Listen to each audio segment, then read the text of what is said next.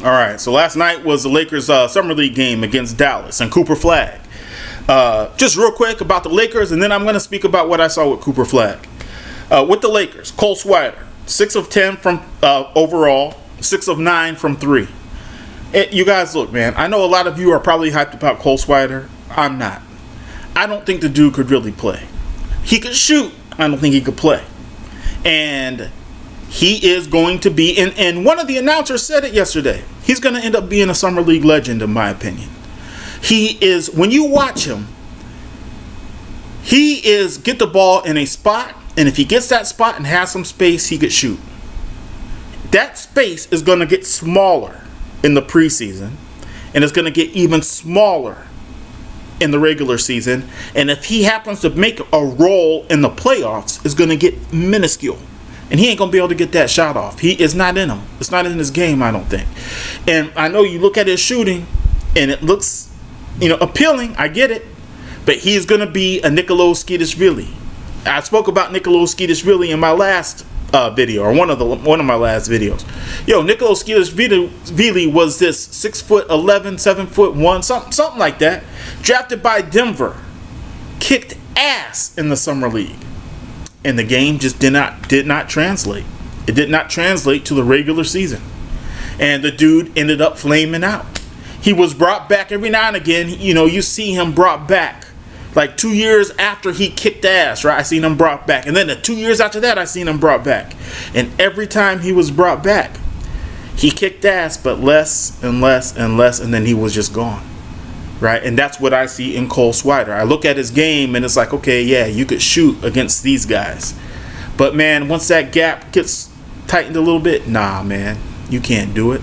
Okay, so anyway, so Dalton Knect. And I juxtapose those two because I see Dalton Knect, and I'm like, Dalton Knect is actually a player.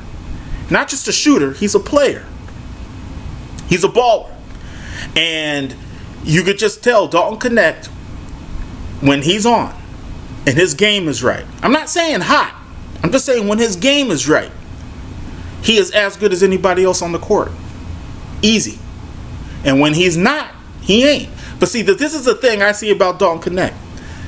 The Lakers keep trying to make Dalton Knect a spot-up shooter. They keep trying to make him a Steve Kerr with the Bulls, a Michael Cooper on the Showtime Lakers. Those guys were shooters, right? Michael Cooper was a fantastic defender, and he was great running the wing on a fast break. But in a half-court offense, he was not a baller. He was a stand-alone spot shooter.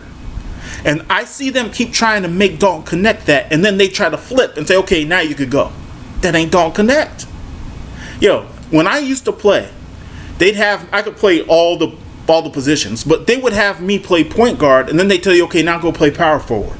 Well, shit, man, my mind had to readjust to how the plays went, to my role, to the shots that I was in position to take. My mind had to readjust. You can't just think about the Lakers this past year, right? You watch them play a game, and they'll be shooting 55% of their shots would be three-pointers. And then we'd all be watching as they were missing too much of a majority of those shots. They shoot 55% of their shots would be three-pointers, and of those shots, they shoot 40%, 35%, 30%, right? Well, as a fan, you're watching and saying, you guys, you're shooting too many threes. Stop doing that. Move in. Get going inside and then work your way. You're saying, but you know what? The mind don't work that way. When you're in a mode of just shooting threes, and then somebody says, okay, stop. Don't shoot any more threes. Well, now you're in a purgatory, so to speak. You're in a middle ground, where you're trying to adjust from shooting all them stupid-ass threes to moving in and getting better shots and working for layups and not just being lazy with your offense, because anybody could get a three off. Is it a good three, though? Did the ball touch everybody's hands before the three was shot? You see what I'm saying? And that's what the Lakers were in a lot of times last year. I'm watching and I'm like, you're shooting all these threes. And when you guys need to make the adjustment because these threes aren't falling, it's going to be a hard adjustment because the mind don't work like that. You're in this mode and now you're saying, stop that and do this. and mine don't work like that. It's a habit, right? When you develop bad habits, it's hard to break those habits. And that's what the Lakers are caught in, and that's what I see Dalton Knect caught in. Dalton Knecht's game is binary. Either he's standing in the corner doing shit, or he got the ball in his hands and he's kind of trying to be a playmaker and a shooter and do stuff for the team. It's binary. He's never just involved with the play. I'm telling you guys, if the Lakers want to be good next year, they need to institute a triangle style offense, or a Princeton offense, or a movement offense, in which everybody is involved every play. It's not, oh, this is LeBron's time. Oh man, Luka's going off right now. Oh man, Austin Reeves is on one. It should not be that. The Lakers should be involved every effing play. And it's not. Oftentimes it's one or two guys and everybody else might as well be beaten off in the corner. See what I'm saying?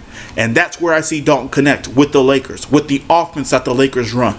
Because what I saw on the court as from the Lakers looked very similar to what I see on the court during the regular season. And during the regular season, the team is too happy to let one or two guys shoot, let one or two guys dribble, let one or two guys create, and everybody else is standing around doing nothing. I saw the same offense, and JJ Redick needs to get his head out his ass. He needs to get his head out his ass and realize where his problem is and how he fixes it. I keep saying,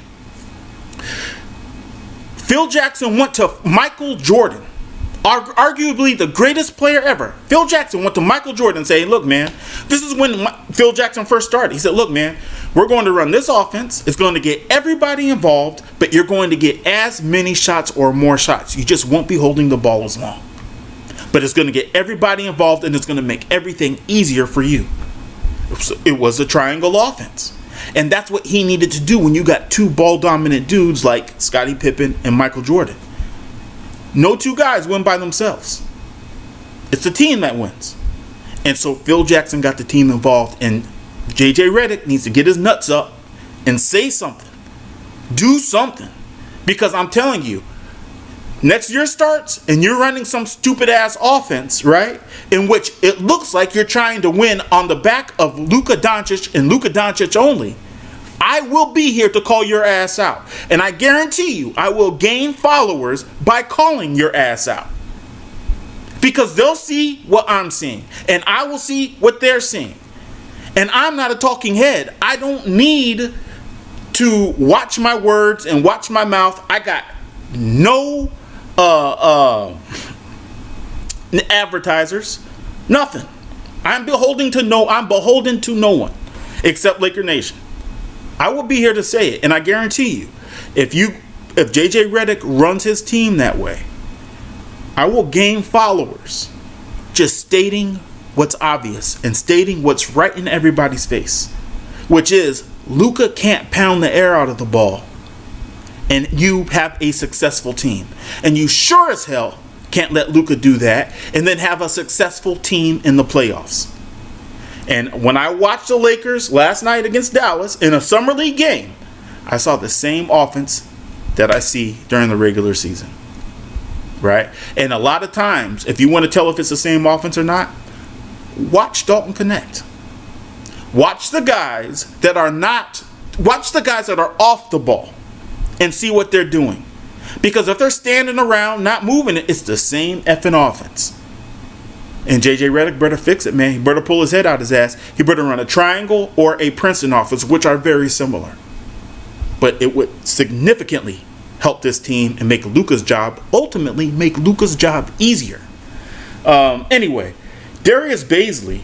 Last video, I said Darius Bazley feels like he's getting squeezed between the margins. Like he's too talented to really be in the summer league and not talented enough to get time in the regular season. Yo, Darius Bazley deserves time in the regular season. He is good enough. He is definitely good enough. He puts forth the effort. If you just confine him and his ability just a little bit, he could be consistent, solid performer for you in the NBA. They got him listed here as a center. I don't see that. I think he's more of a small forward, power forward.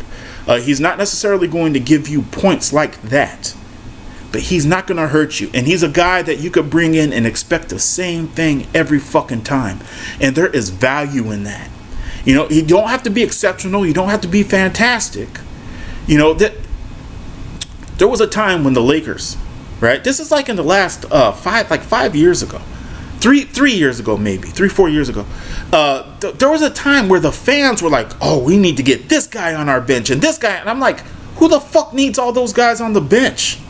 Right? You guys are chasing names to put as your 13th, 14th, and 15th man, and you think that's going to make us better.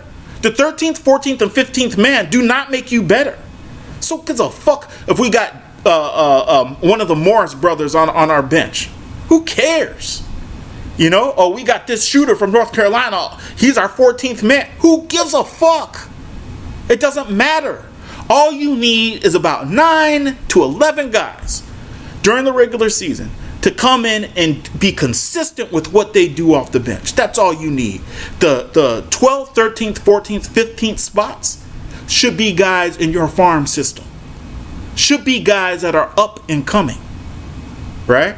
What I like about Darius Bazley is he is in the summer league. He is a veteran. He's still young though. And he obviously has NBA regular season, deserves playing time level skill. Yo, the Lakers should look at this dude and make him like the 7th or 8th man off the bench. And if he's better and he works his way up, so be it. I'm open to that. I'm just saying, this guy has the ability to come in and be a consistent contributor every single night. And a lot of times that's exactly what your team needs. That's exactly what these Lakers need. They need consistency. They need to know that every night they're going to get this from this player, plus or minus a percent here or a percent there, percent up or percent down. But you know what you're going to get from this player.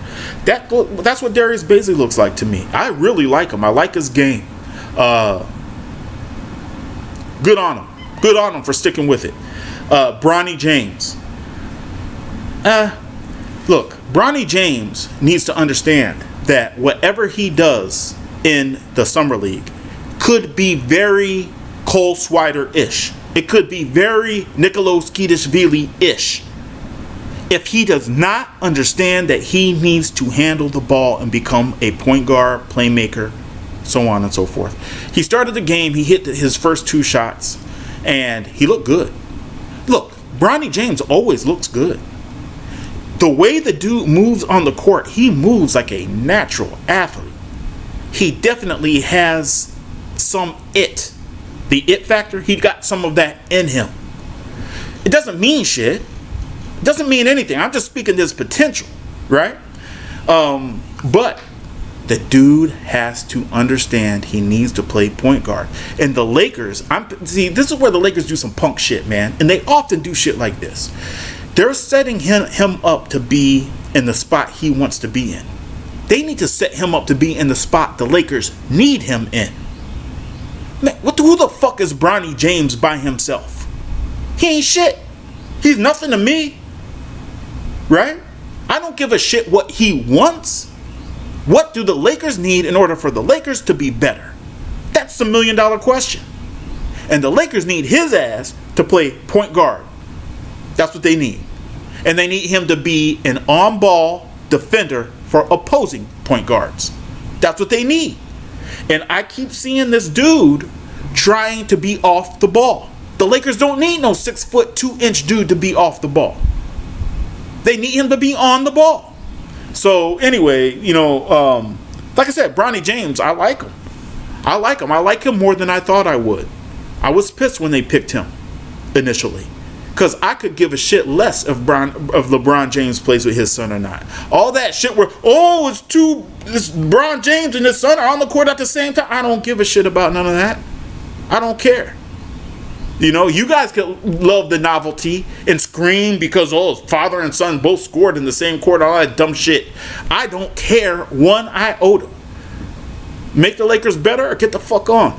That's where I'm on. That's what I'm on now. With that being said, I like Bronny and I like his game. When the dude plays, I enjoy watching him. I think he got potential, a lot of potential. As a matter of fact, Bronny James, if he ever learned, look, it's a shooting guard, small forward, power forward, all that other shit. Nah, get him off the team. Point guard, dude got something. Dude got something. And you could look at his body and tell the kid's strong as hell. Could he play shooting guard? Maybe. So I take back what I just said. He might be able to play some shooting guard. You know, when you looked at the Lakers, when they had Norm Nixon and Magic Johnson, they both just played off each other. You know, but Norm Nixon was 6'1", 6'2". Magic Johnson was 6'9", so it balanced out. When you look at the Detroit Pistons, Isaiah Thomas and Joe Dumars, one was 6'2", one was what, 6'3", 6'4", maybe. They were tough, but see, they built their team around those two though, so that the guys down low, Rick Mahorn, John Sally, Bill Laimbeer, Dennis Rodman, they were big as hell and they held it down. You know, but Bronny, man, the dude needs to take the effing ball and be the point guard, especially in in summer league. Get your reps up, man. Get your reps up. You know, you do that, and I think you're a solid NBA player. As a matter of fact, you do that. If you get your ball handling together and better understand the point guard position, he's only 22. That's what's crazy about it. And better understand the point guard position, he could be one of the better NBA point guards right now. He just has to understand that's where his bread and butter is. That is where he's going to earn his paycheck. Because as a shooting guard, I go find somebody else, right, with more size than you. 6'5", 6'6". There's a million guys that are 6'5", 6'6" who could play shooting guard. You're 6'2", man. Embrace your role. If he embraces his role, he's gonna be fine. Now, Cooper Flag. Yo, man, the dude looked the part of the #1 pick. Of all the shit people were saying about him, I had his stats here, but who cares? Doesn't even matter. You know, I keep saying, I don't trip off of stats, especially in summer league, right? You watch what he was doing in that game, and Cooper Flag he got the potential at his young age. He has the potential to be an all-star this year. He got that kind of potential. And the reason why I say that is because his understanding of the game. It's not just that you saw him, run the court and dunk, or, do the turnaround jumpers, or the array of shots he had. You could tell he got shit in his bag where it's like, yo, man, this dude is really refined, But it's not just that. It's his understanding of the game. Meaning that even if his shot is not falling, or he hasn't quite yet figured out how to get his shot off against NBA competition, the dude still has value. That's the important thing. So I think I'm just going to cut that right there, and I'll just make another video about my reaction to Cooper Flag last night. Anyway, y'all, as far as the Lakers go, yeah, you heard what I got to say. It's summer league, man. Can't take much from it. But please like and subscribe, and I'll catch you next time.